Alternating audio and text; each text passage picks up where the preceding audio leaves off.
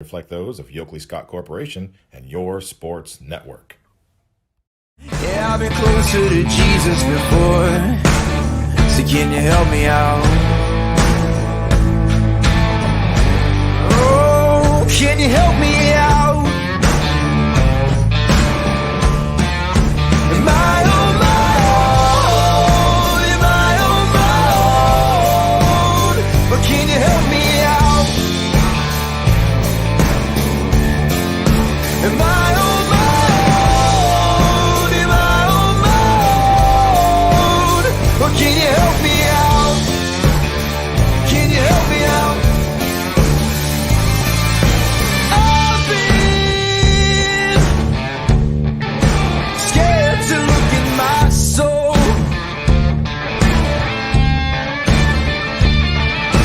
I've been afraid I would follow the road. Yeah, afraid of the things I've been told. Hello, everybody, and welcome into a Tuesday episode of Running Point on ysnlive.com.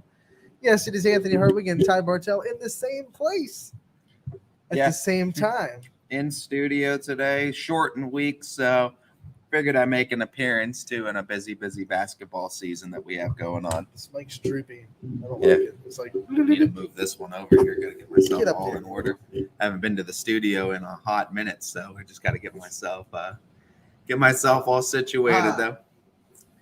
But my face. in other news, I'm a game closer to you in the picks. You are, but guess what? I'm still up. By 2. It was 8. I mean, it was 8 about a week But ago. It doesn't matter whether So you win chip by 1 away. or you win by 8. Well, I won the night by 1, so I get a chance to defer. But we don't. That's coming up later. We still got a lot to get to before picks today. We do, and you know what? I want to start Tuesdays the right way. I feel like we've been kind of doing this later than we should, because we want to give the Price is Right challenge a full 2 hours and really do from the beginning of the show to the end of the show. So let's start off with our Baird Brothers nominees for week 3 and do our Price is Right challenge like we do every week. Ty, you won last week, of course. Let's start with the girls' nominees for this week. You can head over to Baird Brothers Big Dog. You can head over to ysnlive/Baird Brothers to vote. Voting ends on Sunday and is unlimited. And here are your nominees for week 3 of Baird Brothers Big Dog of the Valley. On the girls' side, you have Alyssa Pompelia from Howland, another week with another Tiger on this list. That's 3 straight weeks with someone represented from Howland. Yeah, and I mean, what else do you need to say? I mean, the Lady Tigers have been rolling, and with good reason. You're going to see a lot of these girls get featured on here, and I mean, we see it yet again with another Tiger being showcased from Howland, and this time it's Pompelia. Last time it was Alyssa Masucci. We've also had Anthony Masucci, so I know. a lot of Howland Tigers being featured in the basketball realm this Big Dog season. Manny Matthews, the first player of the year to reach the 1,000-point club on YSN. She gets on the list from Heartland Christian. Yeah, I think if you break the 1,000-point club record, you're going to get a feature on here. I think that's like It's kind of an unwritten rule. there's of kind of YSN. unwritten rules. And I say unwritten, that way people can't go, oh, she got 1,000, she should be on if we miss one. Yeah, but I mean, 1,000-point club or game-winning shot or big 50-point performances like we've seen, almost all but guarantee you a spot on that list. So congratulations, Manny Matthews, and we had a chance to talk to her, and that'll be aired for you guys today. So you get to hear from the first 1,000-point club scorer of the season. Very excited for that. And how about this one? Returning to the lineup, scoring 18 points against Austintown Fitch. Summer Samarone from Canfield gets on the list for a really awesome performance coming off of an injury. Yeah, and Summer Samarone's something really special too, running that guard position, running point guard really well. I mean, it's part of a Canfield offense that really knows how to beat you in all kinds of different fronts. Summer Samarone's one of those. She knows when to attack. She knows when to dish it. Very good guard over there for the Lady Cards. You go over to Springfield. It is J.C. Mullen representing the Tigers. 24 points last night, but she's on for what she did last week. A couple of really good performances as well. She just racks up 20-point nights like it's her job. I've been hearing her name a lot too. I've yet to see her actually play a game yet this season, but I will say I've heard her name pop up in the box score, and I keep seeing those 20-point performances next to her name. So she must be doing something right down in Tiger Country over in New Middletown. This is someone that you've seen a lot. Chloe Nieder from Struthers makes the list, and the Wildcats have been on a streak of late. And Coach Nieder's doing a great job, but Chloe Nieder's one of those.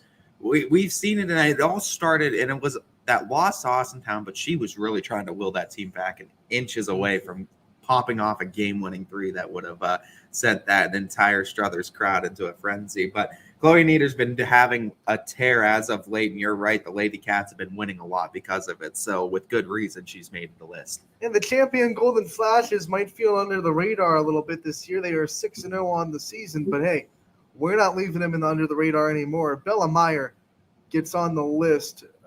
She's averaging 18 points per game so far this year. Yeah, Bella Meyer, BM, the basketball machine over there in Champion with an undefeated record for the Lady Flashes. And boy, oh boy, start talking about them right now because they're racking up wins, and Bella Meyer's a huge proponent of it.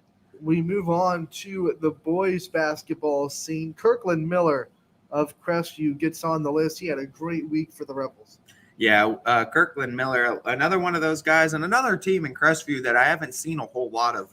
But I will say, I mean, I always know Crestview has those great athletes. Basketball school, it's always been a solid basketball school. And on top of everything, what a great first name in Kirkland. I love that first name, too. It's like the store at the mall, right? Yeah, for sure. I love the next name on the list, too. Will Aljancic from Louisville. You knew he was going to get on eventually with the dates he's putting up.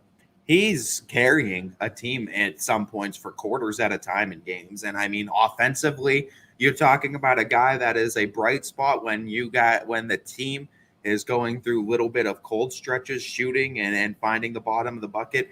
He's a force on defense with active hands. He's able to grab steals. He's able to get blocked. So he's very capable of doing both on perimeter and inside.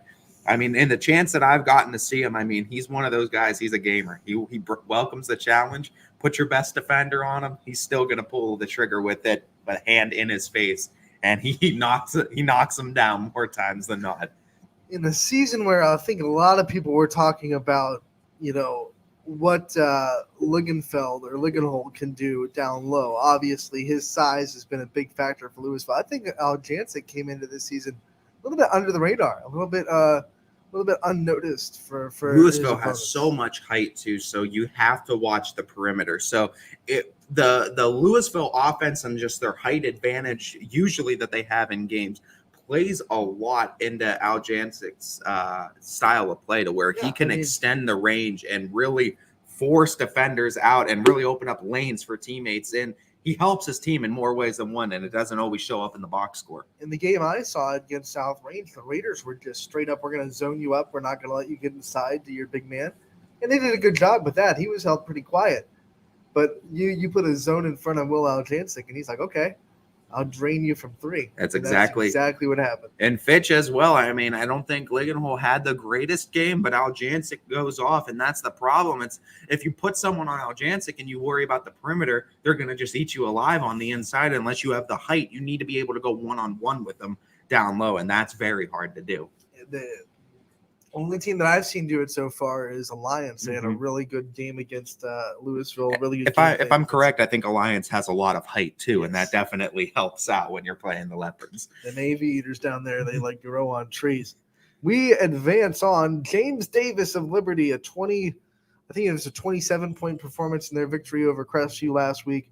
He really impressed a lot of people. He gets on the list. Yeah, and you know what? James Davis, I loved hearing these different names too, and the Liberty Leopards have been quietly rolling along, getting some significant wins down there in Leopard Country. We've been talking about the girls' side a lot, but I tell you what, boys' side of Liberty's basketball season is really looking good too. We keep saying it's a good time to be a Leopard on the basketball court, whether you're from Liberty or Louisville. All those programs are doing pretty well right now. No doubt. Move on. Bobby Ray, when you score 32 in South Range, that opens a lot of people's eyes. That defense is hard to score on. And not to mention, he goes off and does another really good game against Girard in the 81-44 victory on Friday as well. Jefferson on that boys side has really been flexing their muscles in that NE8.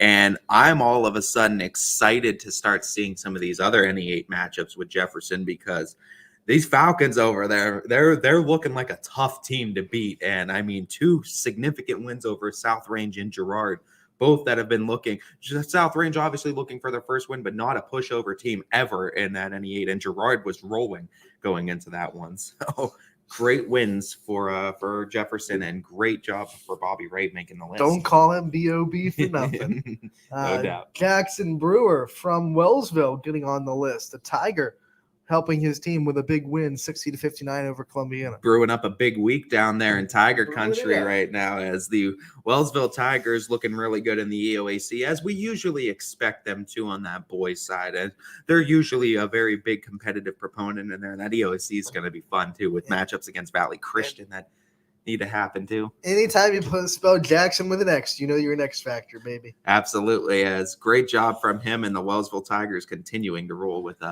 Bug Thompson down there. Last but not least, Jack Leader, a big component in Badgers' win over Heartland Christian on Friday night. He gets on the list on the boys' side. Badger gets their first representative of the year for Big Dogs of the Valley. And congratulations for Badger getting their first representation. It only took them 3 weeks into a basketball season to already have a Big Dog nominee. We'll get a chance to see how those the Badger community down in Kinsman, Ohio votes for this week. All right, without further ado, we know that the social media posts for Baird Brothers Big Dog of the Valley has not been released yet. So we are kind of breaking this news on YS and on Running Point. So we'll take that into account, but we want to see where these votes are right now anyway. And right now the boys are at 8 and the girls are at 273. Okay, now, of course, like we said, we know it hasn't been up really yet. I don't even know how those people must be scanning our site, which is awesome. Stay on ysnlive.com and make sure you view it. But for the people that are viewing, we have a solid number of views right now, I can see. So if you're watching, head over to ysnlive.com/big dogs and make your vote. And let's see how high we can get this vote before the end of the show. Yeah, tell your friends, get them on there as well. We will have the graphics obviously coming to you today. They are going to be up, and we're going to be showcasing all of our big dogs like we do every week. You've seen them, Ty's seen them. They take a minute to render. There's some fancy CGI work going on in those graphics, and so we have to. It's not. I mean, we just have to. It's a waiting game. Like, how long are you going to take to render today? If one of your baby boys is on that boys Big Dogs of the Valley side of things for the voting, you better get those shares out there and start telling everyone. Girls have already taken a 2-0 lead in 2 straight weeks, and they're already up by a couple hundred. You still are in striking distance, boys. You got to get those votes out there. Got to share it as a chance to beat the girls for the first time this season. This is a very unique edition of our Price is Right challenge. We're still going to play it because it's still a number that we can look on, but we obviously have to take into account that the graphics are not on social media yet. But right now the total is 281. If it's these numbers under 1,000, I think I got to get a leeway of 100 then, because you're going first. Then you're making me go first again. You're going first again, and I get a leeway of 100 if it's under 1,000. Over 1,000, I'd go 200. Over what we do? When did I give you like 500? When we were made all these rules. I think we did. But I think our rules when it was the final. When it was over a day, like when we weren't doing it for a show, but we were doing it for a day. It was over like a few hundred. Yeah. And then I remember the one time we did like a couple thousand when it was like over 100,000 voting for the end of the season. Yeah, we did like. It's all about where the voting's at, is how much leeway we get, how much we can give you. So it's at 281 right now. It's probably been up for 2 hours on the poll. Obviously, we're breaking it, so hopefully our viewers will get out there and vote. I'm gonna say it's almost at 300. I'm going to say by the end of the show, it gets another 400. You're saying 7. So I'm saying right now it's at 281. I'm going to say by the end of the show, I'm going to say 750. Ooh, He wants to put me in a tough spot because I was gonna say probably around 7. 750, guys. Come on. He has to either raise you guys up or he has to be I'm the always bad. gonna raise him up. Give me 850. Although he has to be the bad guy this year. Oh, 850. Give me 850. They're gonna pull it out. They always do. They always do. They only need to get 550 votes. I've seen them get 2,500 in an hour. I know, but this is kind of different. This is unique. They'll figure it out. No, They'll always figure it out. 850. They'll get it. Absolutely. By 2 o'clock, no doubt. Ty's out there putting it all on social media. I don't need to put it out. They got me. They're gonna get it out there. All right. Well, we'll keep checking on it. We do want to also announce that it was announced last night, so this is on social media. The graphics are out. Last week's Baird Brothers Big Dog of the Valley winners: Riley Hutton from Salem, and then on the boys' side, it's the buzzer beater winner.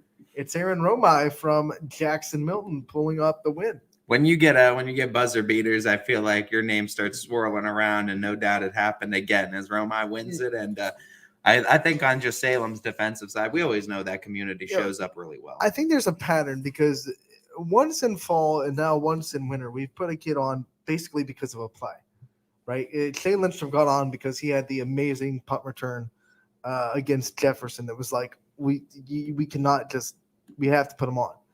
Aaron Romai gets on because he hits a buzzer beater. And both those players won their poll. Maybe big, exciting plays get fans a little bit more juiced and excited to vote for someone than just, quote unquote, a big night.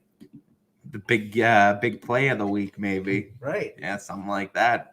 But yeah, I mean, it's certainly, it's all about making impressions too. And if you make an impression and that name sticks with someone, they're going to probably vote for you. So that's we are, of course, on a shortened week, but we will do our best to talk to both of those players at some point, whether it be just getting it on the website and maybe debuting it when we get back off of our Christmas break, which might very well happen. Or if we can somehow, work a way to get them in here either today or tomorrow, we'll definitely do that as well. Obviously, Christmas break poses a challenge for all of us getting people, but we know that as long as the players want to make their appearance, our doors are always open for our big dogs. So we will definitely be trying to get both Hutton as well as Romai on. And I think we'll be having no trouble with either or. I think both Salem and Jacksonville. I know. And they're going to love to appear. We have a lot more to get to, Ty. We have our debut of a Manny Matthews player profile. She scored 1,000 points last year. We have a debut of a coach's corner with Jeff Wilson. As Jeff Wilson and the Lady Falcons' big win coming back against Mooney, second time in the weekend, taking one in Cardinal Mooney. As it's a young team that's continuing to grow. A lot of exciting things to talk about, equaling 5 wins, their same total from last year. So it's a program that's trending up, I think. This coach's corner was recorded Friday before that, but I'm sure they'll talk about what it's going to be like matching up with Cardinal Mooney for the second time this week. DJ Oakley had a chance to catch up with Coach Wilson. We'll hear from him. We also have a lot of recaps, post-game interviews to get through as well. And at 1 o'clock, Josh Reed, the head coach of the East Liverpool girls basketball program, will be joining us live on Running Point. Yeah, so we'll have East Liverpool checked off our list of basketball coverage as we continue to keep checking names off. So let's get to our recaps from last night, and maybe the most surprising score of the night, especially after the result that we saw back on Thursday, happened in Jackson Milton.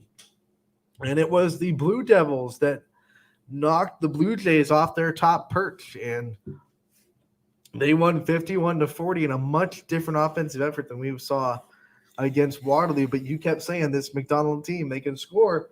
Don't let that 13-point game fool you. And unfortunately for Jackson Milton, they fell into that trap. It's a team that's not a pushover, and it's a team defensively that looked really good against Waterloo.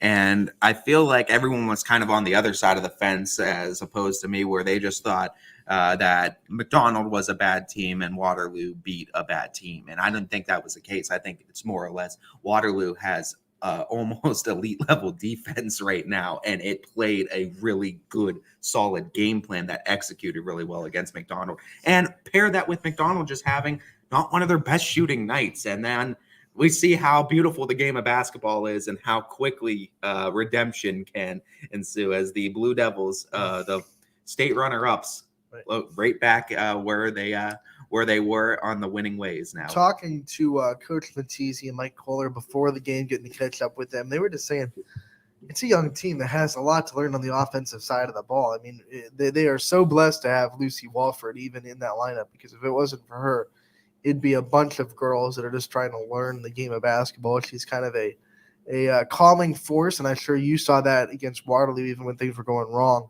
I bet she was one of the players that was just kind of trying to keep them calm, cool, and collected. Yeah, no doubt, as she's definitely one of the leaders you could definitely see on the court at any given time, and that's a player they're going to need to hang their hats on throughout the season. She absolutely can score. She scored 26 earlier in the season, but it was not her that did the damage last night. It was Olivia Morrison scoring 18 for the Blue Devils. They had 3 players in double figures. Morrison had 18. You had I'm blanking. You had Constantino with 12, and then you had Gabrocek, Leah Gabrocek with 13 as well. So 3 players from McDonald in double figures, and not one of them was Lucy Wofford, which is a really good thing for this offense, knowing that young players can step up. They hit a handful of threes, and they also limited the shots of Kylie Wilson and Chelsea Williams. And on Jackson Milton's side, I have to say, not having Carla Blankenfort really is hurting, because they cannot play the type of aggressive defense they want to, because they can't afford any kind of foul trouble. They have 6 players right now. Yeah, and that's going to be an interesting dynamic for Jackson Milton to see how they're going to adjust throughout the season. But no doubt now with that loss, it's all of a sudden becoming a lot more exciting looking at a Waterloo-Springfield matchup, because I think they're the last 2 that are still technically undefeated inside the conference. Really, since Waterloo was idle technically by mathematics, by the thing, Springfield is sitting alone at the top of the MVAC right now, because Springfield did get the win last night. Yeah. We'll get to their scores in a little bit. It's going to be winding down interesting. First, we had a post-game press conference with the legend himself, head coach Tony Matisse. He got to talk to me after their win over Jackson Milton. It's always great to catch up with Coach, and we'll hear what he had to say. Anthony Hartwig here with tonight's winning coach, Tony Matisse. McDonald, a big 51-40 victory over Jackson Milton. Coach, this is a dramatically different result than what we saw on Thursday. How proud are you of your girls for coming out tonight and getting this win? And it's probably the best 4 quarters we put together all year. Really been working on our offense hard. Our defense is going to be there all the time, every night. We've been holding people to 40, but we've been struggling on the offensive end. We kind of dumbed it down a little bit this last week. Just, make moves at the bucket, hit the open man. Somebody, jumps you for a double team, try and find where they came from, kick it, and hopefully we got decent shooters. It's just they can't create too much on their own. And it wasn't one of those nights where one girl went off. I mean, you had a balanced offense, 3 girls in double figures. What's that mean for your confidence going forward? It means a ton for them. They're used to success. And it kind of hit them hard, being a 500 team. This is going to do wonders for us. This is a Jackson Milton team that was sitting atop of the league. Some really deadly scores with Chelsea Williams and Kylie Wilson. What was the defensive game plan coming in? Limit their shots. Try and make them go to the 3rd, 4th, 5th option. We were happy to give up shots to the other girls, try and keep it out of their scorers' hands. And I got to tell you, too, that missing their one girl really hurt them a lot. But we'll take it. All right, before we let you go, Coach, how do you use this win for momentum heading forward? We just keep going. That's what we've been doing all year, and just trying to keep building their confidence. A lot of these kids have never played before. For instance, Riley Maddox hasn't played since 8th grade. She came out this year to help us out, and she stepped into a starter's role. It's going to help tremendously confidence-wise. Thank you so much for the time, Coach. We'll see you again soon. Thank you, Ant. And that was head coach Tony Matisse after McDonald's 51-40 win over Jackson Milton. I also had a chance to catch up with Olivia Morrison, the player of the game, to hear what she had to say after their team's big win over the Blue Jays. Anthony Hartwig here with tonight's Baird Brother player of the game, Olivia Morrison. Olivia, what a game this was for you guys. Coming off a Thursday, I know it was so tough. What did this win mean for you guys as a team? It meant a lot because for a while they were kind of like struggling, and now we're finally back on our feet and we're just ready to go. You go from such a tough offensive night to such a great one. Really balanced offensively. What was the game plan coming in? Just good defense. We knew they were a decent team, and defense was definitely the key. So, You had 18 points tonight. What was working so well for you personally? well, just kind of running, and I hit a couple threes. Most were just like layups. When you hit those kind of shots early, does that give you momentum heading into this game? Like, okay, I've hit a couple now, I can hit even more going forward? Oh yeah, it gets me really excited, and my teammates excited. They're just the best. This was a Jackson Milton team that was sitting at the top of the conference. You come into their home place and win. What kind of momentum does that give this team? We just know that now we have nobody really in our way, and we can beat anybody. And how do you use this win as momentum heading forward into what is still a long season ahead? Just kind of like keep like pushing and telling each other that we're good and we got this. Olivia, congratulations on the win. Thank you so much for the time. We'll talk to you again soon. Thank you. So that was Olivia Morrison and head coach Tony Mattizi, both having some interesting thoughts after their win over Jackson Milton. And one of the things that I think Coach Mattizi said that I saw really well from their offense is he said they just simpled it down. They just kind of took away some of the really complicated offensive sets, and they took away some of the stuff that they were really able to do last year with the Howard girls and with Constantino and some of the other players that were so key in them getting all the way to the state final. They just kind of said, hey, here's what we're going to dribble drive, we're going to kick out, and we're going to take shots when we get them. It's really that simple. And the simplified offense kind of let McDonald react instead of think. I think maybe they got caught up in overthinking young team, trying to make sure they run the set correctly. And sometimes with players, they can get so focused in the set, they forget to improvise and make just a basketball IQ play. Seemed like McDonald was reacting a lot more than they were thinking last night on the offensive side. And if that's the case, then I think you're going to see a lot of success following them in this season, and that's going to be huge. I tell you, if they can shoot like that and score the way they did inside and out, that I don't care who you're playing. That's tough to defend. When you have three players that can score double figures, that's going to be a tough team to defend every night because you cannot key on one person. And if they can continue to do that, I mean, that's the mark of a great basketball team and the most successful ones. That's how you make it to this big state title picture. You need to be able to be a threat literally 1 through 5. McDonald will be back in action on Monday as part of a boys-girls doubleheader. Both programs will host Girard. And then the Jackson Milton will be back in action on Thursday as they travel to Latonia for one more game before Christmas. Yep, as that will be right almost at the midnight hour on December 23rd, as a lot of teams getting their final games in before Christmas. Well, trying to get some momentum before Christmas, too, will be Jackson Milton. They'll have to bounce back from that loss. Let's go over some more scores from last night. You get Liberty with the win 67-63. They get tested by Garfield, but Liberty's still perfect. Staying strong, especially in that gray side of the MVAC. That's another big win for the Leopards in conference. Badger gets the big win over Wyndham, 49-19. The Braves continue to chuck along in their season. Badgers looking impressive on both sides, and you're right. They chuck along the season as they get another big win. No problems for Champion. They win 58-19 over Campbell to remain undefeated. Yeah, undefeated is right, and there's not much else you can say. They really are fighting like a champion right now, a prize fighter at that, as they're not going down without a fight. Western Reserve gets the 52-32 win over Middle Ridge, and that's a team they've dominated for quite some time. Western Reserve, it's really good for them to get another win under their belt, as Coach Miller knows that this team just needs to continue to get better until tournament time. They want to be at their peak in the second half of the MVAC. Maybe they can do a little bit better against the Waterloos and Springfields of the world the second time around. Latonia, this is the game you got on me. This is why you won the night. Latonia really finished strong. They were only up 6 late in the fourth quarter, but they ended up winning 57-44 over Heartland Christian.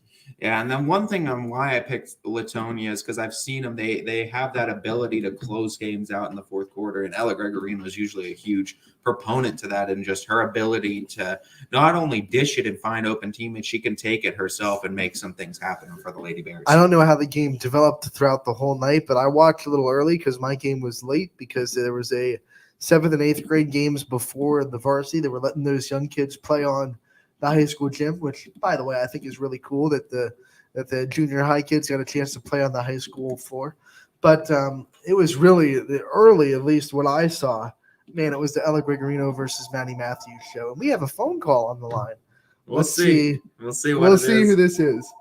Usually, it's about the Geico planning service. This is Ysn Live.com. Who do we have on the line? Hello, is Sarah there? Is Sarah here? Hello, I'm Becky Sprague, calling on behalf of the National Republican Congressional Committee on a recorded line Oh, with a good. special Trump agenda message. But I have a quick question first. Have you had it with the chaos and ineptitude Joe Biden and Nancy Pelosi have brought to our country? We're just going to cut that off because we do not share political opinions on Running Point. Whew. Someone's trying to sneak it in, though. Someone is trying to Sarah sneak there. it in. Who's Sarah? Sarah Sarah Yoakley? Like the Sarah Yoakley. And you're calling out the owners. Oh, my God. He's calling out Sarah. Is that Sarah Yoakley? Is that who you're looking for? Sarah. That's only Sarah I know. Let's move on to scores. More of them. Springfield now, they're sitting at the top of the MVAC. Technically all alone, but, Waterloo still undefeated. 61-36, they get the win over Lowville. A game that was competitive early, but the Tigers ended up being way too much. Lady Tigers figuring out another way to win as, it's going to be great to see how this MVAC Scarlet side continues to develop. Very true, Ty. Very true. Beaver Local gets the great home win over Steubenville, 47-29. Big win for the Beavers over the Big Red, too, of Steubenville. So congratulations to Beaver Local beating another team from down in the mountainous area. Off their tough loss to Salem, West Branch goes to Glen Oak for the Wishes Can Happen basketball event, and they knock off West Geauga 59-30.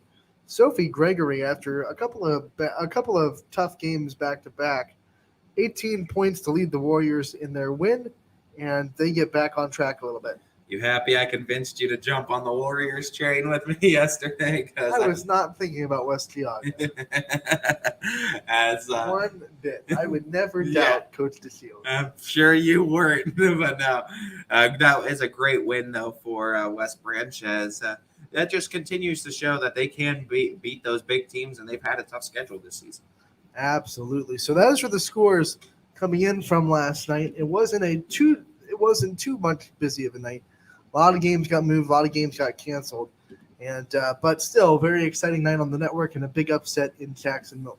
Yeah, and congrats to the Lady Blue Devils for upsetting the Lady Blue Jays over there with the McDonald program getting another big win in conference. So without further ado, why don't we go head over to Manny Matthews and hear from her that we were able to catch up with her earlier in the week, talk about her 1,000-point performance last week, and see what she had to say about that career milestone. So without further ado, this is the player profile with Manny Matthews on Running Point, brought to you by Greenwood Chevrolet in Austin, Texas. Anthony Hartwig, Ty Bartell here with a very special guest that we're going to have on Running Point this week. Manny Matthews, the newest member of the 1,000-Point Club from Heartland Christian. Manny, thank you so much for taking the time to join us today. Yeah, thank you so much for having me. And this moment, you get 1,000 points. I know it's something you've been working for a long time. Shot goes in. Take us through what it felt like, especially being able to do it at home. It was just definitely crazy. Like, it was crazy to be surrounded by like all my family and my teammates that I love so much, and they've helped me get to this goal. It was just like unreal. I still kind of can't believe that like I've actually reached that goal. Looking back at your journey with basketball, Maddie, when did this kind of passion and love begin, and what does it mean now? And what age did you start kind of dreaming about playing for varsity and high school, and what does it mean now that you got such a great accomplishment under your belt? It started when I was in 5th grade. I used to be a gymnast, so I kind of started late. But one thing that kind of showed me that I had to be passionate about if I wanted to get somewhere was my brother. He also played here. He's 2 years older than me. And he had the passion for the game that made me have what I have today. And it definitely feels good that we can kind of fulfill tradition because he was very good and he definitely helped me so much in my career. He's watched my film. He's given me new skills. He's given me tons of things to do. And it's just a good thing that I can make my family proud. Manny, you've been asked to be a leader of this team this year. Now, of course, the results haven't gone exactly how you guys have always wanted it to this year. A lot of ups and downs. What have you been doing to lead this team, keep everyone positive, keep everyone working, and try to improve night in and night out? Definitely trying just to stay positive and be encouraging because most of the time we're pretty consistent from the 3-point line, but we have our bad nights as every team does. And most importantly for us is we have to buckle down defensively. So a lot of that's just mindset and wanting to win the game. So really been trying to call out screens, all that kind of stuff. And really just encourage us to buckle down defensively before we can take care of it on the offensive end. Who are some big names that you want to thank that have influenced and helped you out along the way to find such success in your career? I definitely want to thank my parents. They have done so much, sacrificed so much time, driving me 40 minutes to go to a gym, couple hours for AAU tournaments, drove down to Kentucky for me to play for 4 days with my AAU team. They're definitely one of the biggest influences in my career. And I want to thank my high school coaches, Coach Justin and Coach Alicia. They only came in my junior year, but they have done tremendous things to help me really see my full potential and be able to reach it. And also the biggest thank you to my AAU coach, Quinn. He definitely has done the most towards my development, whether it's just opening the gym. He opened the gym almost every day during the summer for me to get in, taught me how to track workouts, and that definitely brought my game to a completely different level. We love it when our own buddy Quinn gets a shout out on YSN. One of the things I want to ask about, not just being coached by him, but the AAU experience as a whole and getting to play against that level of competition and being able to play with that level of players on your team. What has that done to really develop you as a player? It definitely helps the all-around game because it forces you to kind of speed up, and it put me into a set position. Like at Heartland, my role is a little more than just one point guard or shooting guard or something like that. And in AAU, it focuses on your main position. So if everybody plays their role, then you're going to have a very good outcome. But you also have to work together and help each other in those roles. And I played with some very good talent around this area, and they've definitely just pushed me in practice to refine my skills. Going from the AAU just to Heartland Christian, just reflect on your time with Heartland Christian as a high school and just your academic career as well, and how influential some of the teachers and people that are there have been to you as well. Yeah, there's definitely been some very influential people here. Everybody here is we're one big family, and that was very evident last night. Hugs from our principal, administrators, teachers, everyone that's there. It just shows really how supportive everybody's been for my entire career. And that's what made last night so special. And senior night upcoming for the 3 of us on my team, it's going to be so special because everybody just loved each other and we all want to help each other win and be supportive and be successful. All right, you got the 1,000 points last night, but I think even more important for you, especially, your team got the win. You got a big momentum building win for this team. What did that win mean to you guys and trying to build going forward, as we said before? It meant a lot to us because we had our first 4 games were very tough. We played some very tough teams, some established programs, and Heartland's just getting established now. So we had a couple rocky starts, but after we got over our first 4 games, we went into full steam, and right now I think we're just rising to that peak of where we should be playing at our potential. So it means a lot because we need to keep continuing this further into tournament time. Get a check mark next to that 1,000-point goal. What are some more goals both inside and outside the sport of basketball now for Manny Matthews?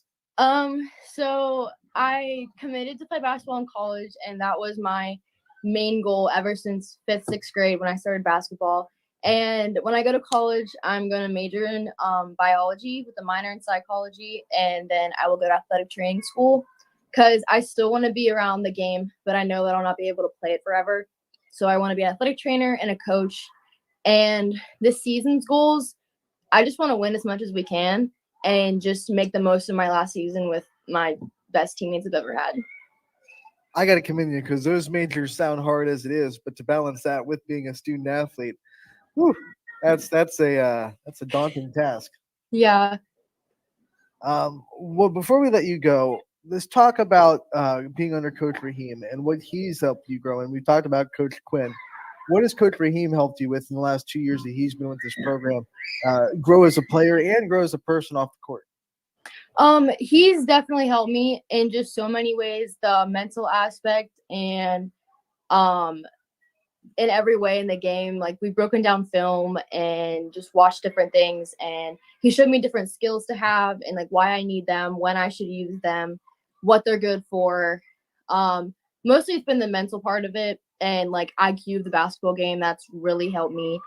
Because that was what I lacked. Was I had the physical part of it, but I didn't have like the mental part of it and like decision making quite down. But I think that I have that now. My final question for you: what's your favorite basketball memory at Heartland Christian? My favorite basketball memory, probably last night. Just right? because we had so much fun together winning as a team, and we got to celebrate like a huge milestone. And I think that just really sets us up for future success. So Take the night and enjoy it, and truly something special, as you were the first one to break it too for YSN Network, the first 1,000-point club. We've been asking people this all day, so to close the interview, since the Christmas season is coming up, Manny, what is your favorite Christmas song? I don't know. This has tripped up everybody today. Probably All I Want for Christmas Is You. Oh, we're getting some Mariah Carey love. We've gotten different ones from everyone too. I love it. Yeah, that's one of my favorites.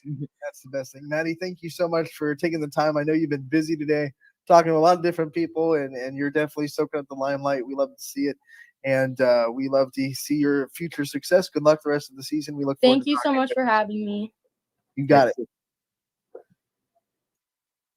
So that was me and Ty getting a chance to talk to Manny Matthews, the newest member of the 1,000-point club from Heartland Christian. And man, what an opportunity and what a monumentous achievement that is to get 1,000 points. Can't even take it away. She's number one in our season as well, too. So she's the first 1,000-point scorer of our basketball season. Congratulations to her. We were very excited to be able to catch up with Manny. And she's on the Baird Brothers Big Dog of the Valley nominee list as well.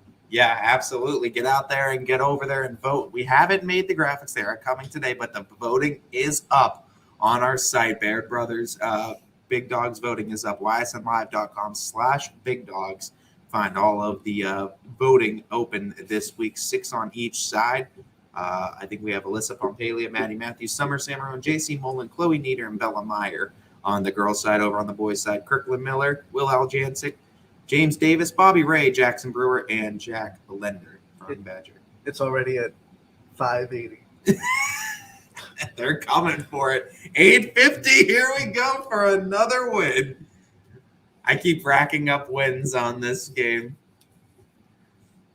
This is my game, man. You know, you can't cross this line on this game with me. They show up when they need to.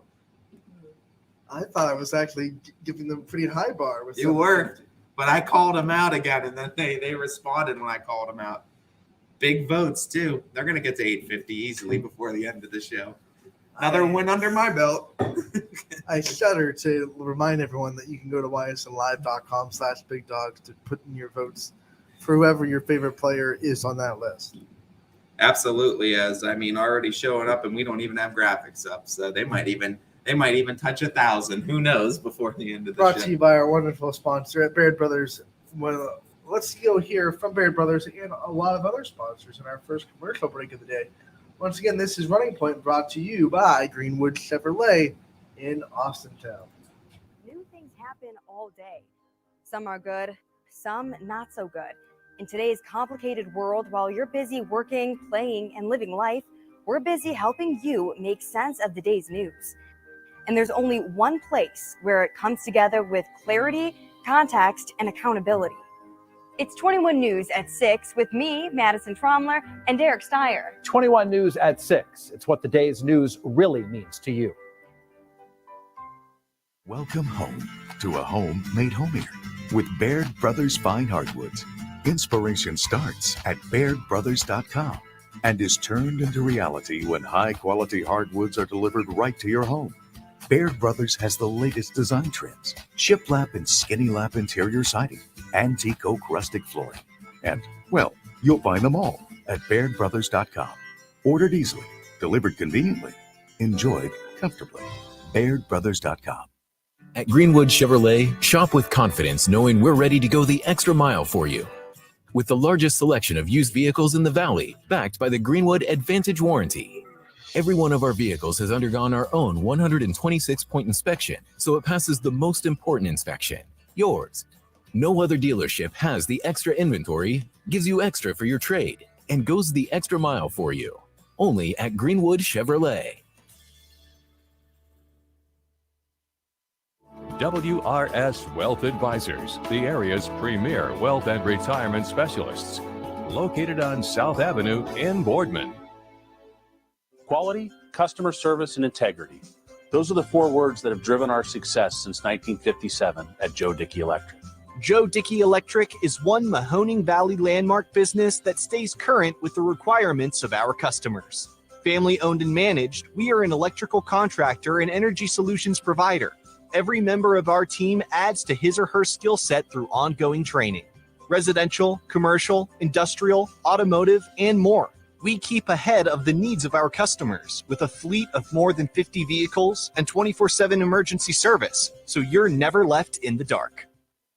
When looking for home design inspiration, don't just be inspired, be Baird inspired. Whether new or remodeling, Baird Brothers has the latest trends like shiplap to refresh your home. Go from inspiration to installation with our wide selection of in-stock American hardwoods. From the rustic charm of antique oak to the warmth of traditional cherry, Baird Brothers has what you need to make your home inspiring. Baird Brothers, our family's heritage, your family's home. For a great vehicle and a great experience, come to Boardman Mitsubishi today. As always, our full lineup of Mitsubishi models comes with a standard 10-year, 100,000-mile powertrain warranty. Boardman Mitsubishi, your hometown Mitsubishi dealer since 1999. Coca's Pizza, always supporting our community and our local athletes. Stop in on game day or score big and have it delivered right to your door. Check out our daily specials at cocaspizza.com. That's Coca's Pizza, we serve it hot. At Hubbard Chevrolet, Hubbard can help you get the financing you need, regardless of your situation. I'm Tony Page, and I've helped thousands of customers in Northeast Ohio and Western Pennsylvania buy a vehicle. Visit HubbardChevy.com to get pre-approved. Remember, folks, Hubbard can help.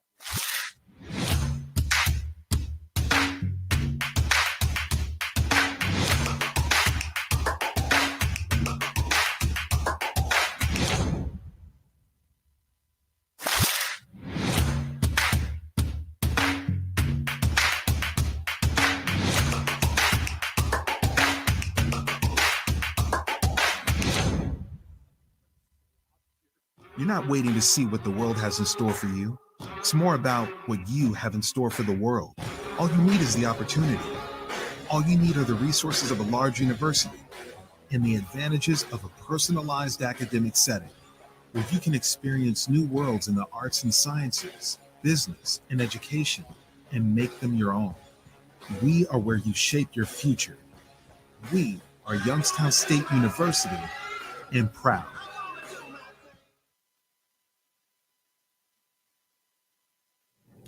Welcome back to Running Point on ysnlive.com, brought to you by Greenwood Chevrolet in Austintown. Anthony Hartwig alongside Ty Bartell. And Ty, before we get to Josh Reed at 1 o'clock, I want to go over the games that we know are canceled tonight so people know that these games are not happening. First of all, the game at Struthers, it's, the opponent was up in the air. They had an opponent leave last week, and they were trying to get a game trying to get someone to fill. They could not find anyone to fill, so there is no game at the field house tonight.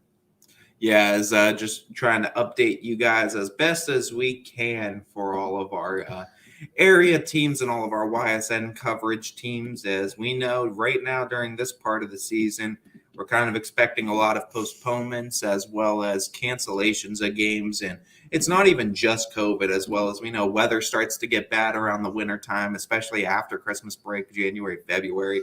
It'll start getting bad, as well as just other sicknesses will happen too. So just stay tuned to our network. We'll keep you updated for any changes in schedulings or any cancellations of games. Now, you may be looking at an old Warren JFK schedule or one that you got at the beginning of the season. They were scheduled to play Bristol at home tonight. That game has been canceled. Warren JFK has now moved to an away game. They are going to go to Girard and play the Indians. So Warren JFK is still playing. It is just not a home game against Bristol anymore. Still going to be a competitive, fun matchup, and we'll be picking that one a little bit later in the show. Should be exciting. The Bray at Campbell Memorial has been canceled tonight. Yeah, that one, unfortunate. We're not going to be able to see either of those teams. That one might have been a fun one, too. That one would have been a fun one, but we'll have to stay tuned and see if we're going to have any other changes, though. But unfortunately, that one is no longer on our schedule either. Just like the girls last night, the Waterloo-Sebring game has also been canceled for tonight on the boys' side. So that game is not happening. So just going to have to wait a little bit longer, as maybe the Christmas break that's coming up is the best thing for all these teams. Get a little bit of a break. It's a little bit after, though, I think is what we're going to worry about. Hopefully not many teams go down with it after that. But if I'm not mistaken, that means we are 16 games on the network tonight, and all 16 are covered. As we're I still see a lot of green on this schedule. We're still there covering for you guys and making sure you guys have something to watch on the indoors on what is an oddly warm December right now. I mean, we're 4 days until Christmas, and I don't think we're going to get a late Christmas time. It's pretty warm out there right now. So I'm just going to go out and try to my best at meteorology and say that we are not going to get a late Christmas. And I think if we took a look over at our storm tracker over at WFMJ's, I think we would probably also see that. I think we're probably in for warmer weather ahead. Let's take a look at the Storm Tracker 21 app and see what they say. We actually haven't had a chance to look at it because there's no weather sports that have been. Basketball is not one of those that we have to pay attention to. So right now on Christmas, according to Storm Tracker 21, the high is 50, low is 42, and there is a 40% chance of rain. A rainy Christmas. But unfortunately, at Kamara Jewelers, you do not get your jewelry free from rainy Christmas. You get your jewelry free for a white Christmas. And that happened last year. If you remember, we had a blizzard at Christmas, and a lot of people got a lot of free jewelry. But not this year. Yeah. Well, 2020 was kind of that year where if anyone deserved a little bit of a bone, throw them a bone. Throw them some jewelry, throw them a bone there. They deserve that. But no, Storm Tracker, we love checking on that haven't since really football season because we haven't really needed to. But promise you, come January, February, when that snow does hit, because we know in Ohio it does, we'll be looking at our storm trackers too, making sure that roads are good, because as far as what we know too, cancellations of school can sometimes also mean cancellations of games for the night as well. So always be staying tuned to not only us, but also to our friends over at WFMJ for all those updates. We have another friend on the green room. We're going to be bringing on head coach of the East Liverpool girls basketball team, and Josh Reed. Coach, thank you so much for taking the time to join us today. Hey, no problem. Thanks for having me, guys. Coach, as what we kind of like doing with all of our area teams to start out with, obviously being a little bit in the season just before Christmas break, I kind of want to give you the chance to give us a little bit of a beginning of the season, part one of the season recap, what you like from what you're seeing from this young team, and what you're excited for coming out after Christmas break, and who are some big names to kind of watch for in this second season. Right. Like you said, we got a young team. I got a good group of freshmen and sophomores coming up. I'm really excited about trying to get them a lot of playing time. Not the start to the season we were hoping for. Like everybody else, we're battling some COVID stuff, some injuries. We got a late start. We had a passing of my nephew at our school, so that was tough. without all them excuses, I see some bright sides that I really like. We're really moving the ball well. We're reading defenses a little better. We strung together a couple wins there in Steubenville with Central Catholic and Steubenville Big Red. We took a lump last night to Carrollton. Right now we're sitting at 3-6. I feel like we've competed in some of those games, and some of those games we just let get away from us. A lot of mental errors. I feel like the program's really lacked in some knowledge, and I'm hoping that's what I can bring to them. But I'm excited about where we're at, trying to keep the girls not to be discouraged about wins and losses. It's about getting better day in and day out, and I think we're really doing that right now. And one of the big wins you do have already on your season is the win over Beaver Local to complete the East Liverpool sweep on the basketball court so far over Beaver Local. You and the boys getting the wins. We've asked every coach involved in this rivalry about it, so I want from your perspective what it's like to be involved in such a big rivalry and what it's like to get a win over the heated rival over there in Beaver Local. That was a great one for us. Going down there was the first one of our season. We let one slip away. At Southern, our first game of the season, we were in control the whole game. Situational basketball is something that we're really trying to work on now. We didn't capitalize on that one. West Branch is just on a great program. That's where we're trying to push to get to. We knew we would take a lump there. We just wanted to battle throughout that one. But going to Beaver Local and getting the steal there, it's always an atmosphere. You can't explain the atmosphere. It's just crazy. It's been years. I've been with the boys for years. Beaver Local Liverpool rivalry is one of the best you'll get in sports anywhere from any level. So to go out there and get a win, especially our first one together, it was almost a magical experience. I think it really brought us as a team together. The girls really trusted me after that one. We were hoping to build on it. Took a couple more lumps after that. We have them coming back after the holidays, so it's going to be a big game again. I know Beaver Local was hungry to get a win after that one.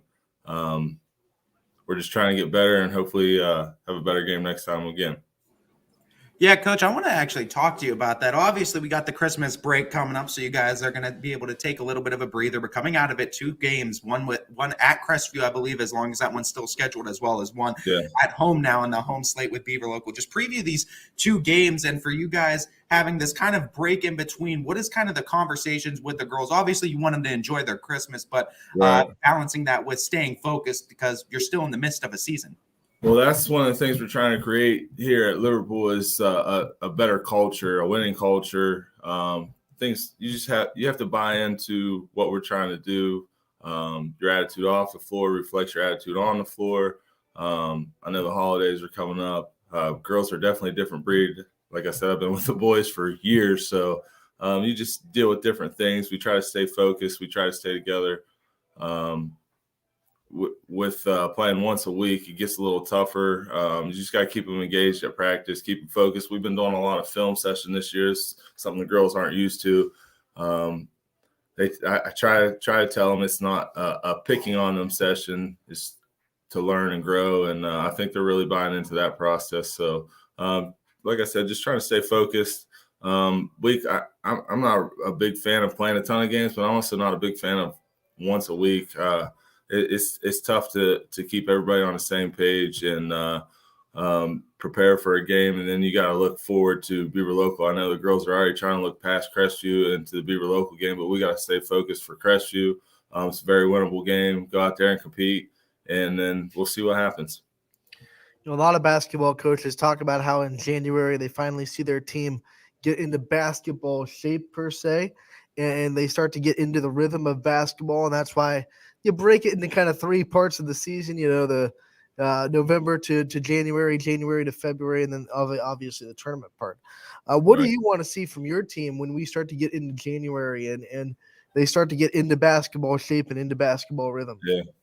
Well, being a new coach this year, the girls, it's tough on the girls. Everything changes for them. These 4-year players have been in the same system and doing the same plays and stuff that previous coaches have put in. So in January, February, I just want to see our girls be able to execute, be able to run offenses fluently, communication on the floor, defensively, just know what I'm bringing to the program and the things that we're trying to accomplish now are different from what years past have been.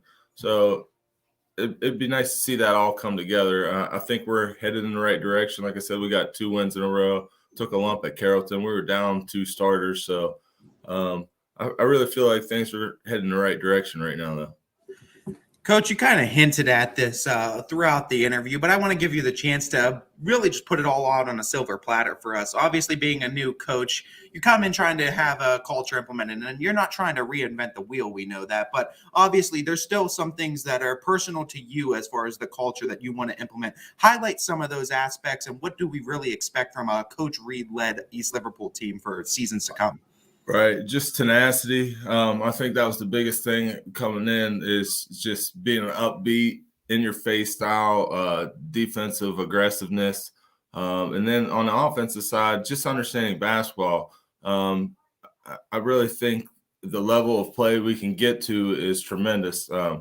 It's not about X's and O's and here and being at this point. It's about reading defenses and understanding how basketball is actually played. And I think we've made strides so far to that point. Had a lot of people compliment on the play and their toughness so far. It's just really exciting. Like I said, we got a group of young girls, freshmen, sophomores, a few seniors, a couple juniors. The future's bright, and we're trying to raise that level of culture for the girls program. I think it's really lacked in Liverpool in years past. And I think they're really doing a good job rising to the occasion. Coach, I want to give you the chance to highlight your coaching staff. I know that sometimes the head coaches get all the limelight and the attention, but we know that they would be nowhere without a good staff behind them. So talk about the people that are helping you with this Potters program and the people that are really helping you make it what you want it to be. Well, I stole my good friend Robert Nizer. He was with the boys for years too. I think I had 12 years in. I think he came to the boys a few years after me. And when we talked about wanting to take over the girls program, I begged him to do it with me, and he was on board from the start. So that's huge. He's got a great connection with the girls. He's in the school system now as a teacher, so he's there every day, and I wouldn't be able to do it without him. I also asked Mary Davis, the JV coach from last year and a couple years past, to come back. I think she was a heck of a basketball player in her time. She could really shoot the basketball. I just liked the fact that she was already with the girls, and I wanted her to help transition to my style. I'm more upbeat and more aggressive than years past coaches, and I wanted her to help flatten that curve for the girls, and I think she's really done a good job. And then I added my oldest daughter, Michaela Reed. She graduated last year. She was a good little ball player herself. I think she does a good job of help transitioning these girls into a more fast-paced style of play that we've been trying to accomplish here. So. Coach, my final question for you, just looking at this second part of the season, for the first part, we know obviously East Liverpool does usually a good job of supporting its athletics. And for those Beaver local games, you really never need to announce much other than the opponent to get them out there to flood the stands. But how important is the Potter faithful going to be in this second part of the season? And how much are you really going to need them there to support this young team that's still trying to grow throughout the season? Right. That's huge. That's, like I said, we're trying to create a better culture for the girls program, which I think is really lacked in years past. And that's going to be a part of it. We're trying to do things to draw more of the students out. We've already got something in place for the Beaver local game to try to raise the spirits.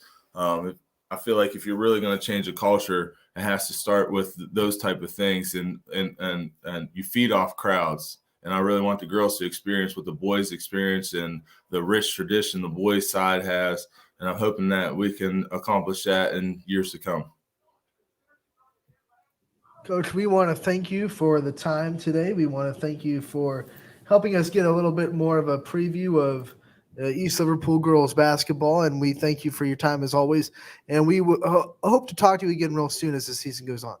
Sounds good, guys. Thanks for having me. Thank you, Coach. Yep.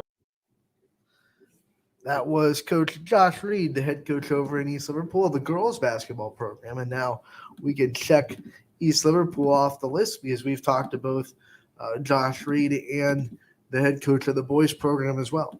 Yeah, and you know what? I mean, a little bit of adversity that the Lady Potters and Coach Reed had to go through, but as we know, it makes these teams a little bit stronger, and it does make them closer.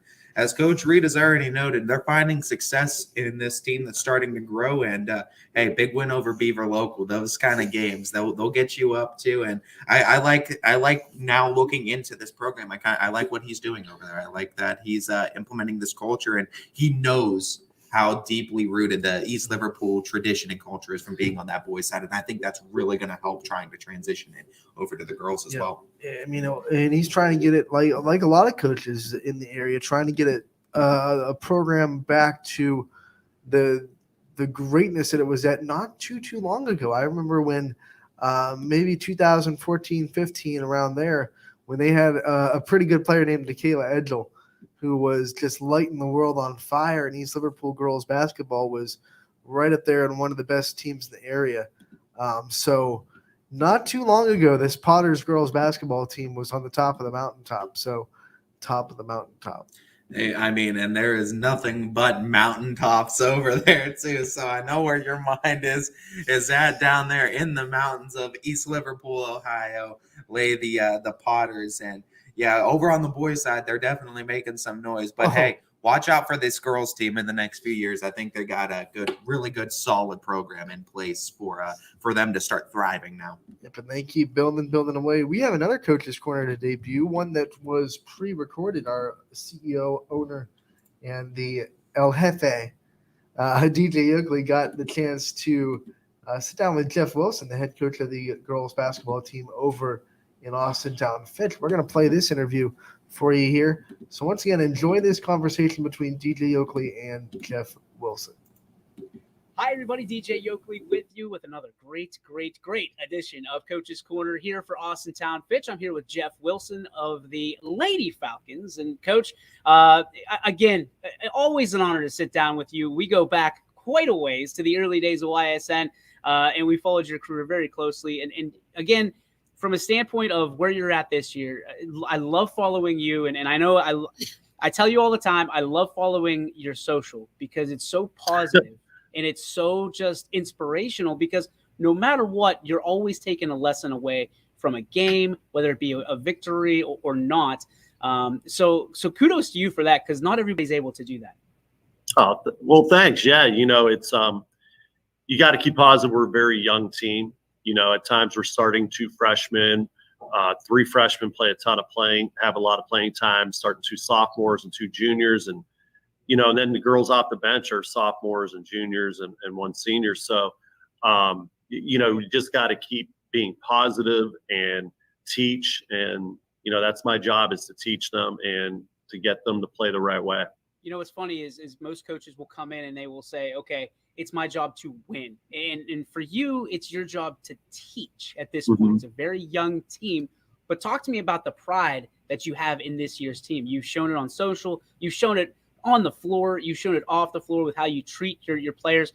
Why so much pride in this year's squad? It's just, again, they literally, it's an old, saying, but they get better every day. Just the process, enjoying the process of seeing them, where they were when I took over and the staff took over to where they've come, and, being in close games, we're down 6 in the third quarter to Canfield, and they're an excellent team, and just a lot of pride. They never give up. We're down 18 to Mooney. They cut it to 5 with 2 minutes left. It's just a never die attitude. And that's something not only in basketball they can take the rest of their lives, is to never give up. And I think that's very, very just to be able to tell them that and understand it from the age of 14 in some cases, because you've got 2 freshmen that get an absorbent amount of playing time, because you have to teach these kids. You got 1 senior on your team, you got 2 junior starters, and when you look at it, you're basically starting over, and so are they. You're gaining that trust with them, even though they know you because you're in the school. They're gaining that trust with you from a standpoint of, okay, we have to learn what coach expects from us, and what you have to learn what to expect from your team. So the schedule hasn't exactly been keen to you, But that's not something that you're shying away from. It's been a tough schedule, but there's different things that you can learn and cultures that you can create from a schedule like this. Is now you have some, I don't want to say winnable games, but you have some games that you'll be able to compete and expect to walk out the victors in these games.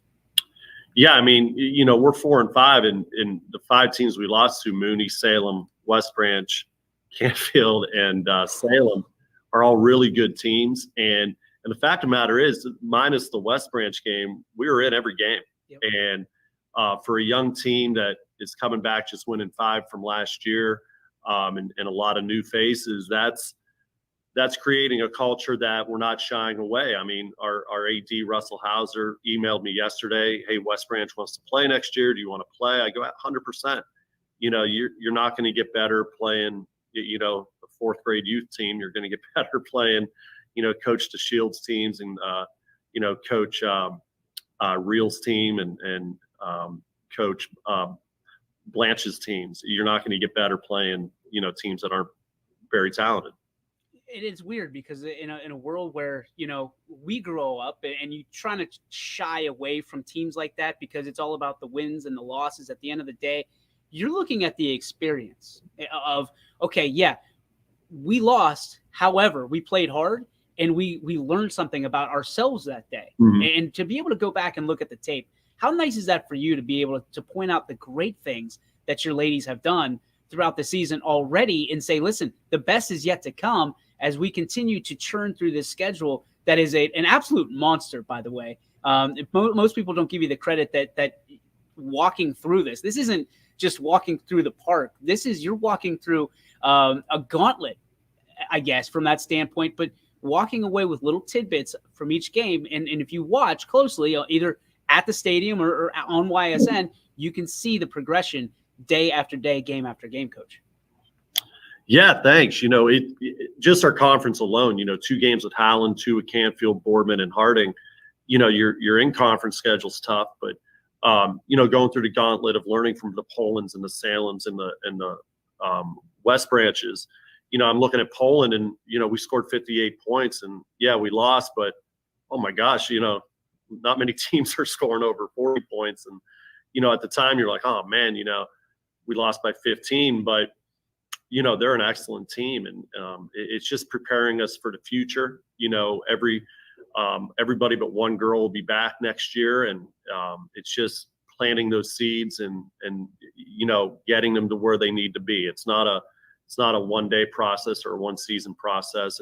It'll take a couple of years. It's one of those things when you talk about leadership. Leadership isn't always chosen. Leadership is born, and sometimes it is created along the way. You've got one heck of a leader in Zeta Creaky.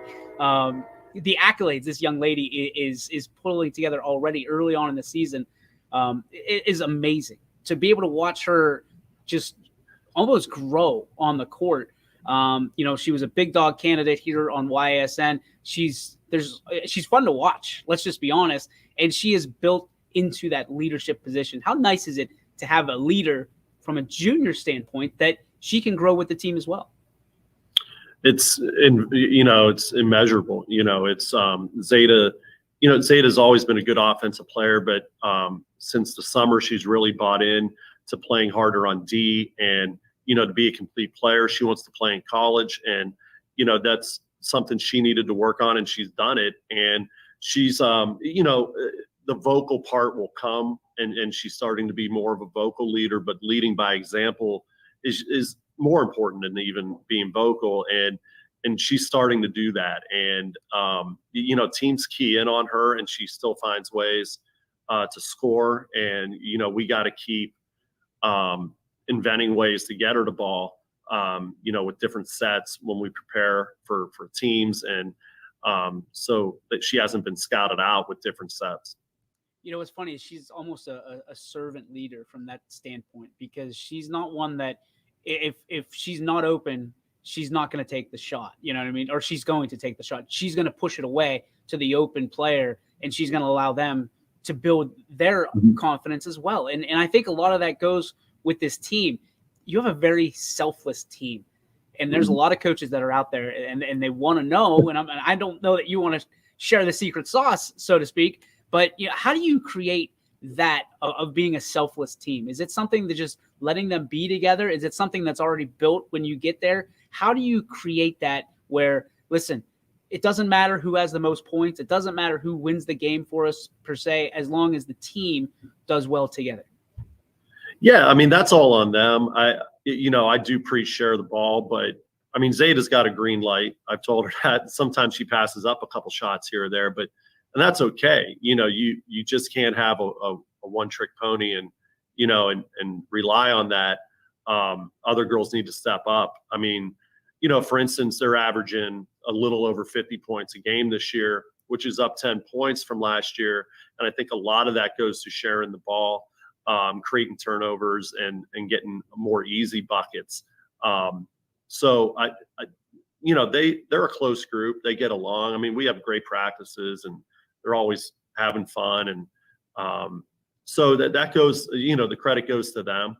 I think my staff too, Coach Dubeck and Coach Edmonds, and then Coach Osalash, I think she brings that out of them too. She, being a female, it's important to have a female, and she's a knowledgeable coach, and she has a great rapport with the girls, and that helps. I could imagine when I was coaching boys, it was an all-female staff, so it's good to have, that kind of sounding board for the girls, if you will, because she can relate to them, and she's doing a great job with it. Shocker that the leader gives the attention to everybody else in a selfless team. I'm stunned. I'm stunned, Jeff. I'm absolutely stunned that you're passing the rock away. No, yeah, the girls, they do. I mean, there's great leadership, great kids. I mean, Zeta and Kara Perone, our captains, it starts with them. Kara, her nickname's Mom. She takes care of everybody. And I wanted to get their warm-ups with nicknames. She wouldn't let me, but that's her nickname. Kara will either be a teacher or president of the United States someday. So they do it. I mean, that's all on them. I love it. All right, you talked about how young this team is, but every coach needs to understand the 5- and 10-year program and what lies ahead of them as they prepare for down the road. And you obviously in the midst of a season, but your youth, they've been showing up in a big way. Talk about your youth camps and in your final one coming up on January 2nd. It's important to be able to facilitate to the youth. And I'm sure the girls that you have on the team right now are heavily involved in you being a foundation and really growing the Falcon program. Yeah. So our youth camps, we have 5 of them in the fall winter here. And we started up in November, maybe the end of October was the first one, but our last one is January 2nd. And we had 70 girls the first time, which was, made me so happy, getting kids out there, raising our numbers. We don't have a freshman team this year. So I think that, raising the numbers and getting more girls involved in the sport is really important. And it starts down there. That's something that I stress, and the girls have reacted phenomenally. I had signups, but most of them stay or come early before practice when we have them. So all the youth kids are going to get into our senior night free with their T-shirt. And so that'll be a great time when we play Massillon on January 15th, Massillon, Washington, and all those kids can get in for free, and hopefully we have a good game. I love that. All right, from a standpoint, let's take it a little bit off the court right now. We're here with Jeff Wilson on the Greenwood Chevrolet in Austintown, Coach's Corner for the Austintown Fitch Lady Falcons. Coach, a lot has been made of signing days, and especially in the last 5 years. When you look at the ultimate goal for most players, yes, do they want to play at the next level, especially in the boys' ranks, right? That's their goal. It's almost like they don't want to play high school anymore if they can't play in college. Yeah. Girls are a little bit different. You have to handle them a little bit different because not everybody that plays in your program wants to necessarily play at the next level, but some do. You talked about Zeta. She wants to play. How do you explain to kids that Division I isn't always, yes, it's a great goal to have, but it's not the be all end all. So the fact that you can go and play sports at the next level is something that only 7% of stuff of high school athletes are able to tout. How do you just create that environment of go play, have fun, enjoy yourself in college, enjoy the fact that you're still playing, but also get a great education? Yeah, I think it's AAUs and club and all that has taken on such a huge role. I mean, some kids are more concerned with that than playing on their high school team. And I just think you're missing out on a great opportunity in high school to enjoy your 4 years and be a student athlete and be with your friends, the kids you grew up with, just have fun. And, it's okay if you're not D1. I mean, that is the ultimate goal.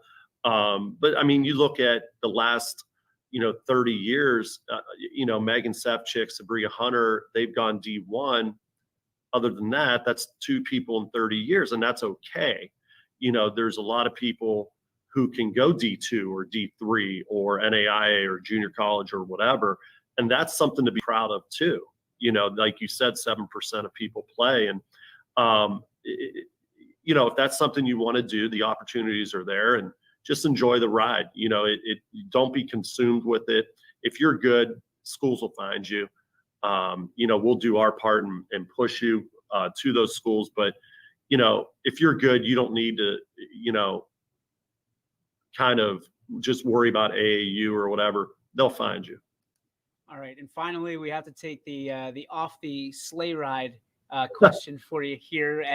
As we sit here, it's a week away from Christmas Eve, and Santa Claus always treats the Wilson family very, very well. Talk to me about why Santa Claus is going to treat you well this year, and what are you going to find under the tree for Coach Wilson? Well, I don't know what I'm going to find under the tree, but finishing up for my wife here, I'm actually ahead of the game for once. Oh boy! Which usually I'm the idiot out on Christmas Eve running around, but the kids, I know Patrick, wants a lot of cars and racing sets and dinosaurs and all that stuff, and Sydney wants princesses and unicorns, and so we'll see a lot of that stuff, and just my family's health and being with them. This time of year I'm not around a lot, so looking forward to spending time with my wife and kids. All right, so the last question I got to ask you, because we're all kids at heart when it comes to Christmas. What is the best Christmas present that you've ever received? Well, I was going to say the best one could be to beat Boardman next week. That would be a good one. Best Christmas gift I ever received. Wow. I would say, I vividly remember getting our Atari, back when I was a kid, and when I was about 6-7 years old, and playing the outlaw game where you're shooting.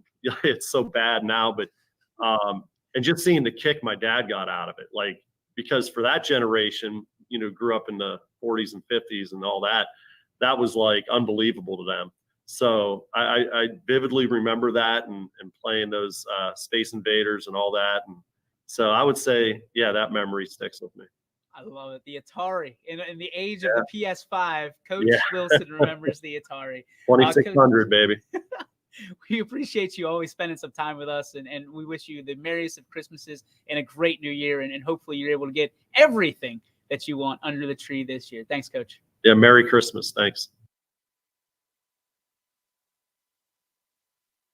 That was Jeff Wilson catching up with our very own DJ Oakley for episode 2 of Coach's Corner with Jeff Wilson from Austintown Fitch Girls Basketball.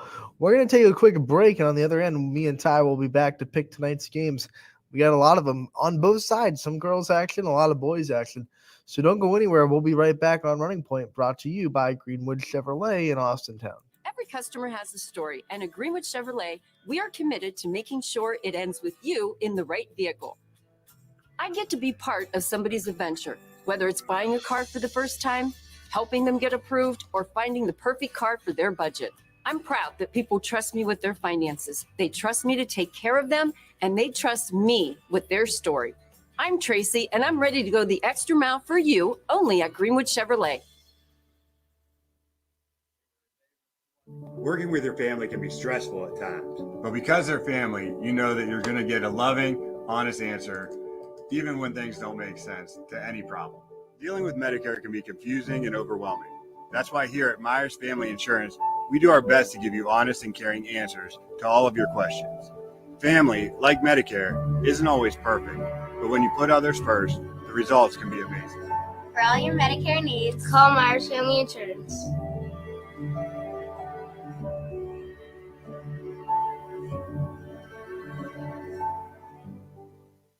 It's storm season. I think we're under the gun for some heavy storms over the next couple of hours. And Storm Tracker 21 is ready. This is probably the one we're keeping a closer eye on. On air, And locally, we're going to have a lot of eyes on our area. online, All right, let's talk high-risk futurecast and the timing of this weather. on social media, and on our app. Notice we'll have scattered showers on Thursday. Stay ready with Storm Tracker 21. The severe weather threat now through around sunset this evening. Hi, this is Tommy Clem, owner of WRS Insurance Solutions. WRS Insurance Solutions is a local independent agency that specializes in life, Medicare, long-term care, and disability products. Call us at 330-953-3722 or visit us at wrsinsurancesolutions.com to learn more. Good luck to all the student athletes in the Valley.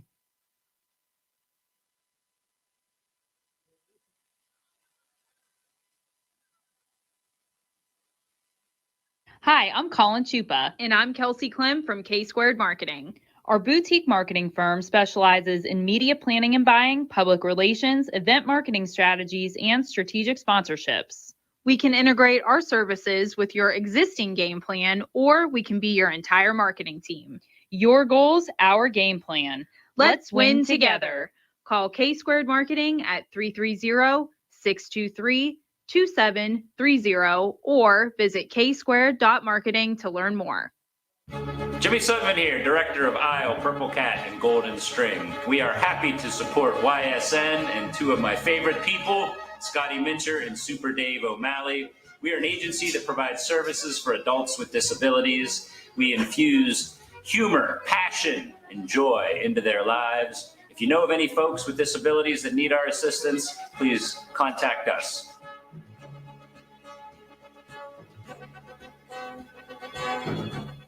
Your teams work hard and give it all they've got. Well, so does ours, because 21 Sports and YSN give you extra effort when covering local sports. 21 Sports and YSN, winning coverage of our Valley's teams. Planning a project around your home or rental property? Trust the electrical service to the local experts with 62 years of serving the Mahoning Valley. Joe Dickey Electric is your local go-to source for responsive, reliable residential electrical work. From everyday maintenance and repairs to new installations, electrical upgrades, and safety inspections, no job is too big or too small. Call Joe Dickey Electric today, 800-549-3976, or visit DickeyElectric.com. That's DickeyElectric.com. Dealing with Medicare can be confusing and overwhelming. That's why here at Myers Family Insurance, we do our best to give you honest and caring answers to all of your questions. Family, like Medicare, isn't always perfect, but when you put others first, the results can be amazing.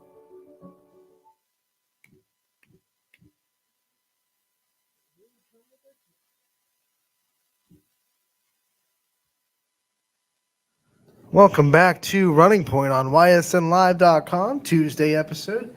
And Anthony Hartwig, Ty Bartell in the studio with me. And Ty, before we get to our picks, you've already won the Price is Right challenge.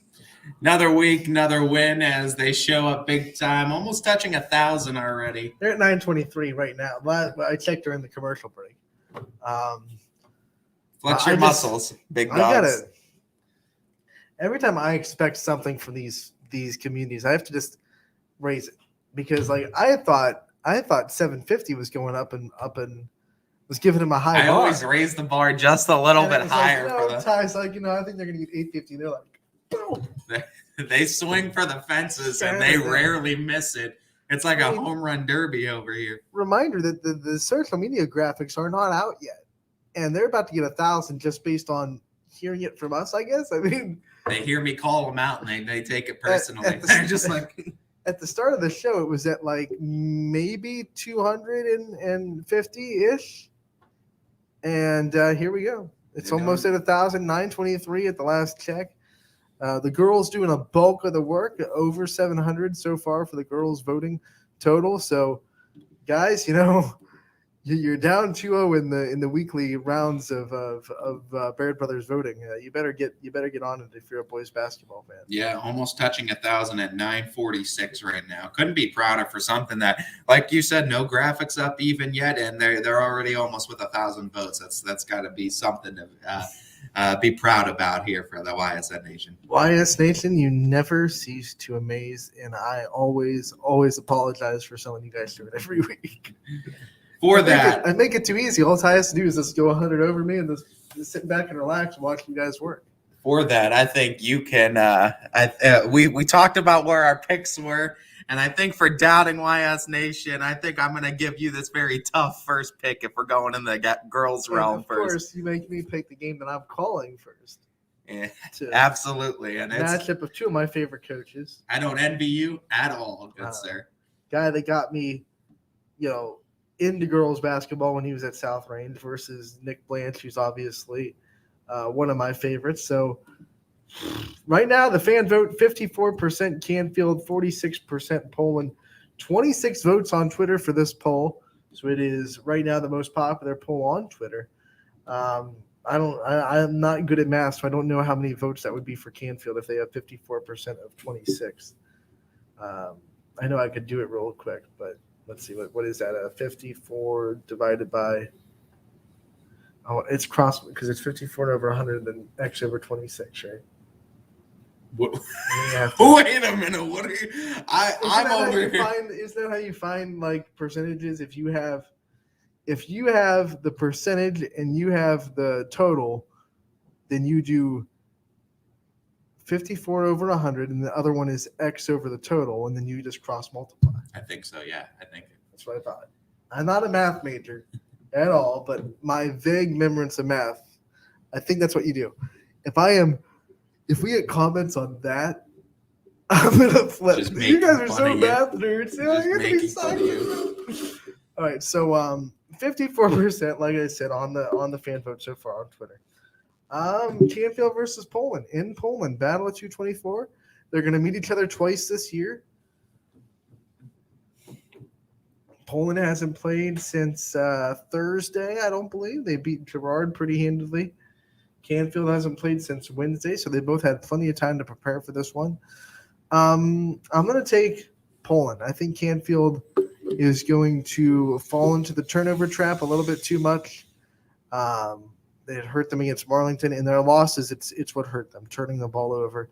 And we know how good Poland's defense is at turning you over. So I think Poland gets the power rankings upset. I know Canfield is number 1 right now. I think they absolutely deserve to be on that spot. But going into that place and playing that defense, it's going to be tough for Canfield, I think. Having Summer Samarone is really going to help them, though. But I will say that. This is tough just because it's in Poland.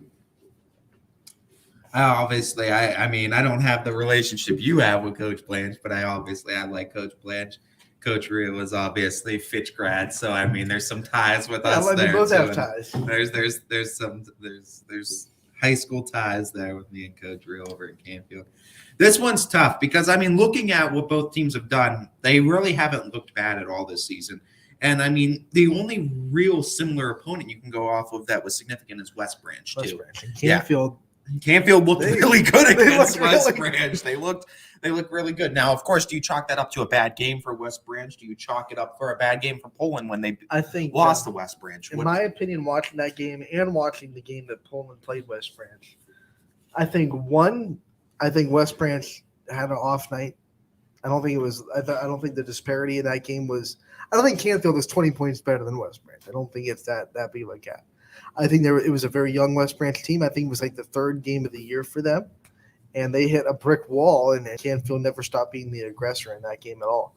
I do think Canfield matches up really well with West Branch. West Branch doesn't press as much. They don't do that zone trap that Poland likes to do as much. West Branch is more of a straight man you up, play man-to-man defense kind of defense, and they'll force turnovers. Really good defense, just a different matchup, and I think Canfield was able to pick that apart.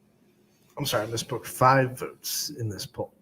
I was about to say, what's 80% of 8? And it doesn't exist.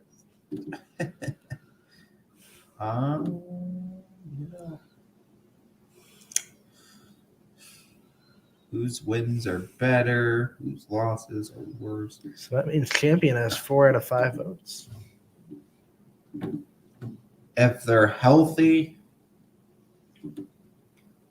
and they got full squad, it's hard for me to pick against them, against Garfield. But I don't know, these last 2 games, albeit it's against La Brea and Memorial, I'm worried about the way those scores looked, though. Screw it, give me champion. I'll go with the fans on this one. I'm going champion.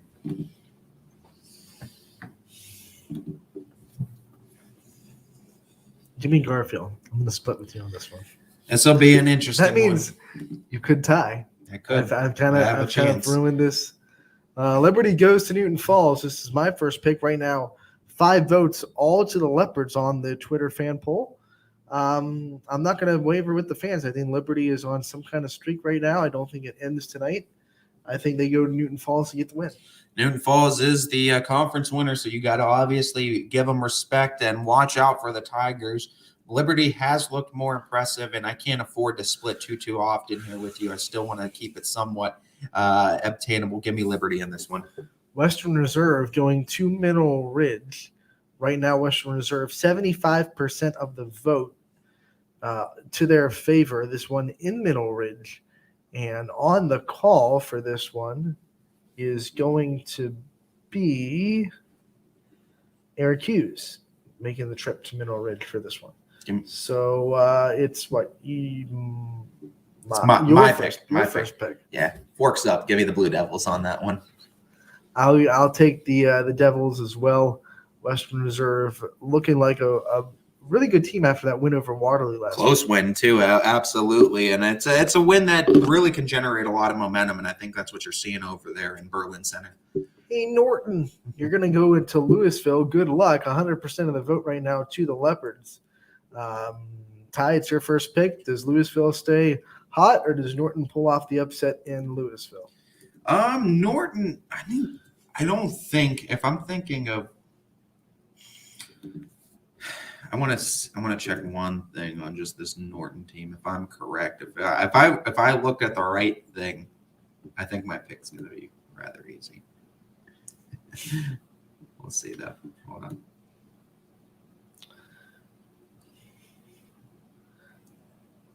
They are the Norton Panthers. We got Panthers versus Leopards tonight. And they are 2-2 according to Max Preps. Okay, yeah, that's a team. Give me Louisville. That's a team I was looking at that I thought. Although I don't know if you trust Max Preps because they don't even have Louisville on that schedule. Yeah, but if it's the team I was looking at, I think their record was similar to that, and I know they had a couple. I'm going Louisville. I mean, according to Max Preps, they're playing tomorrow against Mansfield Senior. We got the right schedules here, so. But who knows? I'm taking the Leopards. Yeah, I'm going Louisville as well. I picked first, but yeah, I went Louisville as well. McDonald heading to Jackson Milton. Is McDonald coming off the big win over Waterloo on Friday, 52-50, I believe. If I'm not mistaken. Sir. Jackson Milton trying to stay afloat in the MVAC. Still kind of riding the coattails of that thriller a couple weeks ago. Got a big dog because of it, though. Got a big dog because of it. Aaron Romine gets the win. Do you side with the fans? I do. I'm going to pick McDonald. Yeah, I'm siding with the fans as well. My man, Coach Francis Shelley. I mean, both of these are kind of – I really like both these coaches, though, and Coach Procopio and Coach Francis Shelley. I really I like both of them. I like what both of them are doing.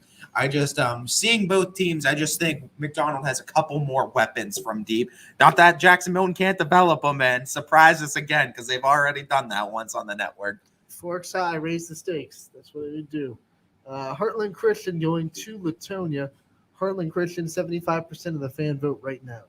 Heart of the Lions going to roar tonight. Give me the Lions and the Lion versus Bears matchup in this woods. I don't think this one will be close. I think Heartland's just on a different level right now.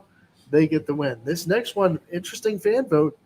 JFK not getting a lot of respect. 83% of this vote going to Girard as JFK goes to Girard tonight. Your first pick on this one, too. It's my first pick. Girard was looking really good until they ran into Jefferson. Then all of a sudden it was like the wheels.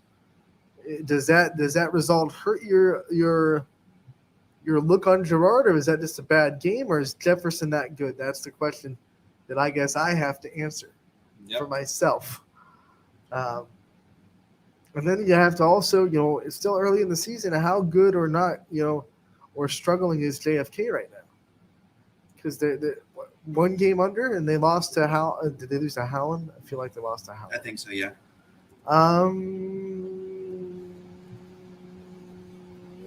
Then I also have to wonder how you're gonna go with this, because you're gonna split me. Good.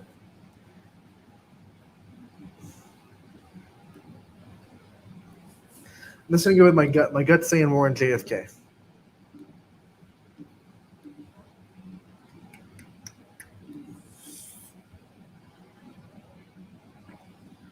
Yeah, I'm going with the Eagles. They have 4 in JFK. Getting their first win tonight. Next on the list is Hubbard versus Howland. Howland with 87% of the fan vote right now. And Ty, this is your first pick. The Battle of the H's. Gonna be in Howland with old Fat Paw behind them. Give me the Tigers. Big old Fat Paw. Fat Paw the Tiger. Gonna roar in the Eagles' face tonight. Howland's on a different level. Anthony Masucci might be sitting like this without an arm. You go into a YSN top 5, like a starting 5 on the boys' side. I mean, I know we haven't done that yet. Maybe it's something in the cards, but I think Anthony Masucci's on a lot of starting 5s in the area. He's doing work over there. I think he would have to be, absolutely. I'm going to take Howland as well. I'll go along with the fans. No worries there. The Battle of the Compass, Akron North versus East. Where's West and South? Right now, East has 75% of the fan vote. I will go along with the fans and point East. What about you? Are you staying true North, or are you going with? No, I'll go with East in this one. I think Steel Valley Conference. You look at all the teams that are there on the boys' side. I think all of them are going to be pretty darn good. Cheney, Ursuline, Mooney, and if East is the dark horse and the underdog in that one, that's a scary thought because they have some athletes over there. Give me East. Ty tells the Vikings, get back up there in the North. And those Vikings, at least, not my sweetheart Vikings. Hey, this is yours. McDowell going to Fitch. Fitch having 80% of the fan vote. What do you know about McDowell? Can you shed some light on this matchup? Well, I probably could for you, Anthony, but I don't know if I really want. I shed some light on the other matchups for you. No, I think this is one, though, where I really have liked what I've seen from Fitch boys basketball. I like that they've been competitive in every game. They're athletic. They just need to learn how to finish games. And I don't think their record correctly reflects that, because in their 5 losses, I think every single one of those losses are within 10, every single one of them. So, I mean, take it with a grain of salt if you want, but I'm just saying the Fitch Falcons have looked competitive, and they're a team that's starting to learn how to win. That being said, it's my first pick, though, so don't stay in your lane. That being said, McDowell has played the Grove Cities, the Benedictines. I mean, they've played those big name schools this season. Have they won? they have some wins under their belt. I'll give them that. 3-1 on the season. Oh, jeez, that's gonna make this hard. I can't rock the banner, Ty. I think you might pick Fitch, but with that record, and you're telling me they're playing those teams, I hope you're not lying. Yeah, they're just a terrible team. You're like 0-7, and I'm just like, you're like, this team's trash. No, they played some of the class of the state and have won all of them. This is the real deal, Anthony. And they're losing like community high schools and career centers. Yeah, they're losing to 8th grade teams. They're going on losing to just 8th grade teams. By the way, speaking about 8th grade teams, I had a chance to see some video of Fitch, 8th grade dunking. I don't know his name, but they have an 8th grader right now in Austintown that can dunk and does it without any That's incredible. Any regrets? So you wait one more year, Fitch, because that kid's gonna put on a show. The only guy, there's one guy that I'm worried about tonight on him, and if he starts, he has been starting. This McDowell team has a decent amount of height, and that's the problem. Nick Grimm is one of those guys. I think he's 6'6", 6'7". But the counter to that, though, is that they've done really good against guys with height. You take Lincoln Hole from Louisville. He didn't have a lot of success. You take the two big men from Hudson, where Fitch won that game. Not a lot of success down low for them either. Fitch has done a great job of neutralizing those type of opponents. I guess it all comes down to, is Ty willing to pull the trigger and a chance to take the lead tonight? Am I willing to pull the trigger? Because right now we split on 2. So all Ty can do is tie. So is he going to pull that trigger with a chance to take the lead? Does he have the cojones?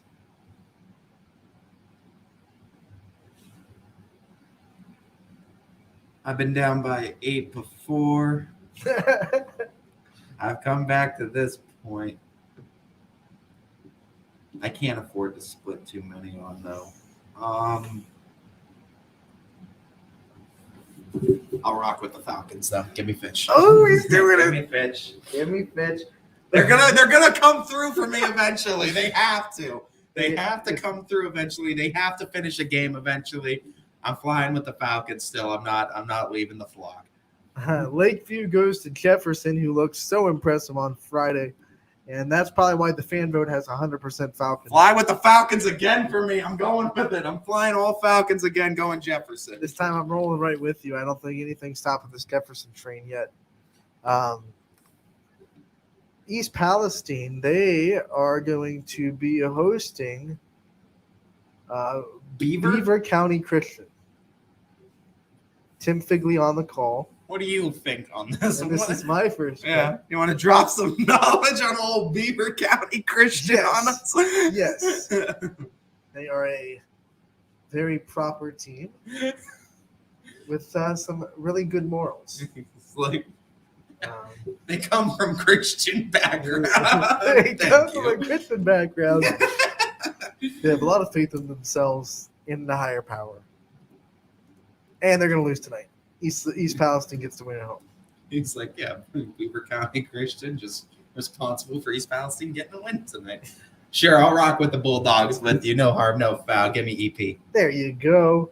Crestview going to Brookfield. Right now, the fan vote, all 5 votes in this poll going to the Rebels, which is interesting because Brookfield's been competitive this year. They've won some, lost some, but they haven't had a lot of games that have been blowouts either way. Too. I know this is in Brookfield. Upset Crestview last year in those playoffs after Crestview got him. But on the girls, I don't know. On the girls' side, obviously, yeah, I know. On the girls' side, but on this side, I think Crestview gets their revenge, and I think they're gonna get it on the boys' side tonight. Give me the Rebels tonight against Warriors. Matt Morrison on the call in Brookfield, so you're going with the Warriors. Rebels. Sorry, Rebels over Warriors. So you said over Warriors. Yeah, you know what? I'll go with Crestview too. See what they can. This is going to be a good matchup, though, tonight. I think it's going to be one of those dark horse ones that you might be seeing. Maybe overtime, maybe a close barn burner by the end of it, too. Very well could be. So let's go over our picks and make sure we're on the same page and make sure there are no arguments. Edgewood at South Range, we both take the Raiders. That's a 7 o'clock tip and Noah Doty on the call. Yep, girl side of things, we both take the Raiders. Canfield, Poland, we split. You're rocking with the Cardinals. I'm rocking with the Bulldogs. I'll be on the call there. Yes, sir. All right, we go to Akron North and East, and this is going to be called by Ian O'Brien, 7 o'clock. We're both going East. Yep, Bears at gold and wins too. BCC at East Palestine by Tim Figley on the call, and it's going to be 7 o'clock. We're both going EP. Yes, sir. Crestview Brookfield, 7 o'clock tip, and Matt Morrison on the call. We're both going Crestview. The View sees a W in Crestview's future. We split on this one. You took champion. I took Garfield. Garfield at champion. Brian Oatrich on the call. I want to be the champion, and I need you, Flashes. Heartland at Latonia. This is going to be Chris Sigler on the call. 7 o'clock tip. We both pick Heartland. Yeah, Lions versus Bears in the jungle tonight. Hubbard versus Howland. This is going to be Noah Ricks on the call. We both pick Howland. Yes, sir. Fat Paw coming back. Big old fat ball. Liberty at Newton Falls. The school is handling this one. We both pick Liberty. All Leopards are spot on this season. Warren JFK at Girard. Dom O'Brien on the call in Girard. 7 o'clock tip. We both pick JFK. 11 guys walked onto a baseball field and walked out with a state title. They're going to walk in and walk out with a win tonight on a basketball court. And you get something for everything. I'm seeing if you can keep this up. We'll see.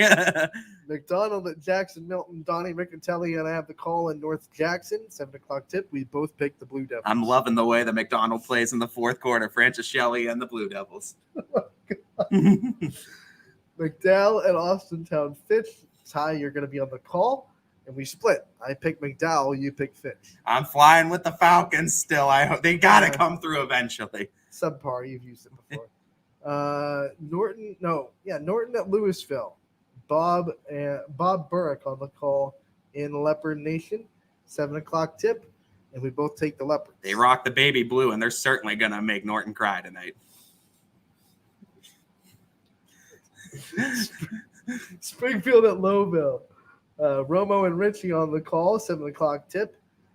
From Rocket Country, we both picked the Tigers. All flights are grounded tonight in Rocket Country. Tigers are coming to town. All flights are grounded. Western Reserve at Mineral Ridge, Eric Hughes on the call, and we both picked Reserve. Yes, Forks up with the Blue Devils tonight, as I don't think we're going to find many horns in Ram Country. Lakeview at Jefferson, and this is going to be the Lakeview students making the trip to Jefferson. 7 o'clock tip. We both pick the Falcons. Yeah, you could take a nice look over the lake view, and you're going to see some Falcons flying in a flock over it. Go Jefferson tonight. The Falcons were a stretch. But other than that, was a really, really good segment. We tried. I'll continue with this. I'll try to get fun with it as I can off the top of my head. But those are your picks for tonight at the midnight hour. We're winding down to the 2 o'clock hour. No casual sports podcast, though, on today for our programming note. But I do believe Power Hour will still be on from 3 to 4. As well as all of our games kicking off tonight as early as, I believe, 7 o'clock. I think all of our tip-offs are 7 o'clock tonight. And you can find 16 games on the network. Ooh. So, big Sweet night 16. tonight. Have your Sweet 16 party with us. As a little bit of a Christmas gift from us to you as we have all the games on the network. Before we go, let's see if these YSN Nation got us over 1,000. Oh, yeah, that's a great. All right, right now, the girls' total is at 864. So the boys, you got to be over 140. Here we go. Boys total. It's loading into 142. They just got it in the nick of time. They clicked over 1,000 at a minute 57. I could have went at 9:50 and still been comfortable with a little 50-point lead. So. 1,006 from the start of the show to the end. You had over 800 votes because when we started this thing, and we started it at about 12:02. I mean, it was the first thing we did when we got on. It was at 250-ish. And now here we're sitting at 1,000 votes already. Yep. And I mean, as we wind down this show, just to go over our next couple of weeks, as I think we've updated pretty much every day, but just to give you another update, we have tomorrow's show regularly scheduled 12 to 2. And then we're going to take our little bit of a break, Christmas Eve, Christmas Day, take the weekend off. And I think Monday and Tuesday as well next week. I will be back Wednesday with a special treat for you guys. We'll leave that as a surprise in store for Wednesday. Anthony will be returning along my side Thursday, and we might even see Anthony make a special appearance Wednesday. Yeah. We'll see. We never know. I got some big holiday thing going on in South Range. Yeah, there's only some big thing that happens down in South Range. Some. I think Hoban's going to be there. Yeah. So Anthony's going to be tied up on Wednesday, but I will be running you through the show. So we'll have tomorrow, and then we'll have a little bit of a week off. But until then, we got Power Hour 3 to 4 and 16 games on the network tonight. Whew, don't miss a minute of it. And that's Ty. I'm Anthony. We're taking a 22-hour break. I'm gonna have to do the math tomorrow. Whew. Oh my goodness, week long, but we'll be there. What's a week? 128 hours, isn't it? Yeah, but then you have to minus 2 because we go on 2 hours before. Yeah. Well, we'll figure it out tomorrow. 128 minus 2. It takes a whole day for us to figure it out. We'll see you tomorrow on Running Point.